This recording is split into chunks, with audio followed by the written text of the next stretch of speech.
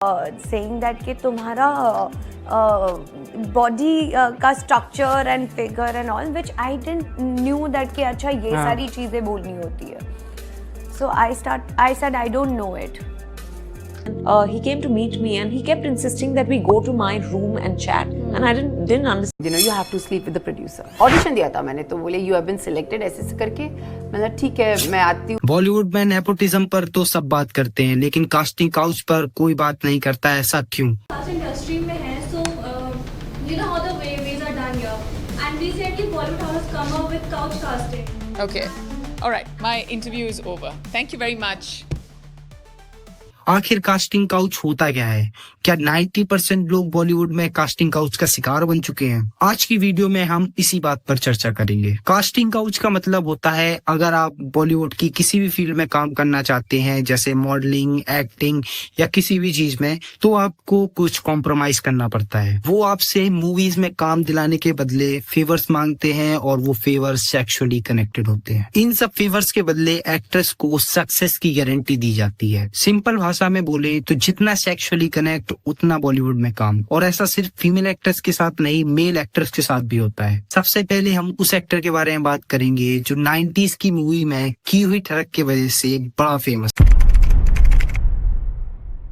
थे. Shakti Kapoor live video में casting couch करते हुए पकड़े गए थे. दरअसल 2003 में इंडिया टीवी ने शक्ति कपूर को एक्सपोज करने के लिए एक स्ट्रिंग ऑपरेशन चलाया, जिसमें इंडिया टीवी ने अपनी जर्नलिस्ट को शक्ति कपूर के पास भेजा बॉलीवुड में काम मांगने के लिए. और उस वीडियो में शक्ति कपूर उस लड़की से कास्टिंग काउच की डिमांड करते हैं, यानी कि सेक्सुअल फेवर मांगते हैं. और साथ ही में ये स्टेटमेंट भी देते हैं कि बॉलीवुड की बड़ी बड़ी एक्ट्रेस कास्टिंग काउच करती हैं, जैसे कि ऐश्वर्या राय का नाम सुभाष घाई के साथ जोड़ा जाता है और रानी मुखर्जी का नाम यश चोपड़ा के साथ. कुछ टाइम बाद इंडिया टीवी इस वीडियो को टीवी पर टेलीकास्ट कर देती है, जिसके बाद लोग ये देखकर शॉक हो जाते हैं. इसके बाद शक्ति कपूर इंटरव्यू देते हैं और अपनी सफाई में कहते हैं, भगवान नहीं हूँ, मेरी भी नीयत खराब हो सकती है. मैं तो खुला बोल रहा हूँ, वो इंसान ही नहीं है, वो आदमी नहीं है. अगर उसकी नीयत ना खराब है कि मैं एक इंसान हूँ, मेरी भी नीयत खराब हो सकती है.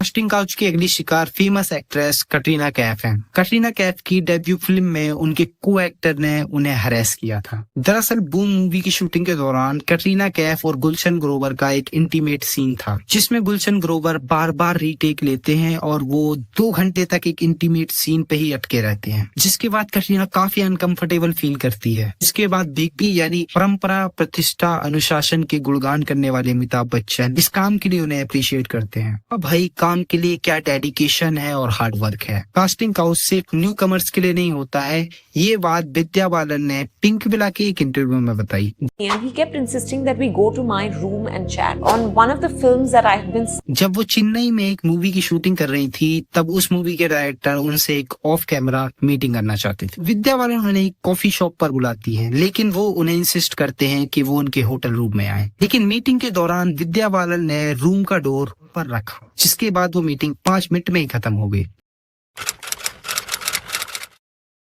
दूसरी साइड अदिति राव ने भी रिवील किया कि उन्हें कास्टिंग काउच की वजह से काफी सारी मूवी से निकाल दिया गया. जैसे वो रॉकस्टार मूवी में फाइनलाइज हो ही चुकी थी, लेकिन अदिति रॉय को हटाकर इस मूवी को नरगिस फकरी को दे दिया गया. और उस टाइम नरगिस फकरी बॉलीवुड में न्यू थी और उन्हें हिंदी बोलनी भी नहीं आती थी. सिर्फ कास्टिंग काउच की वजह से ही नरगिस फकरी को उस मूवी में रखते हैं. और कुछ न्यूज ये भी है कि अदिति रॉय को बॉस मूवी के दौरान अक्षय कुमार ने हरेस किया था और अदिति राव का मुंह बंद कराने के लिए ट्विंकल खन्ना और साजिद नदिया वाला ने उन्हें पैसे ऑफर किए थे. ऐसा ही सेम इंसिडेंट चित्रांगना सिंह ने भी शेयर किया है कि जब वो बाबू मोशाय बंदूकबाज मूवी पर काम कर रही थी, तो सेट पर उन्हें हरेस किया गया था. और वो कुशन नंदी पर इल्जाम लगाती हैं कि वो सेट पर वल्गर बातें और इनएप्रोप्रिएट हरकत करते थे. इस मूवी की शूटिंग के दौरान चित्रांगना से बार बार 7 सेकंड का किसिंग सीन शूट कराया जाता है, वो भी नवाजुद्दीन के साथ, जिसकी वजह से चित्रांगना को ये मूवी छोड़नी पड़ती है. बॉलीवुड में ऐसे ही होता है, अगर आप कास्टिंग काउच के लिए मना कर दो तो डायरेक्टर और यूनिट के लोग शूटिंग के दौरान आपको बार बार हरेस करते हैं.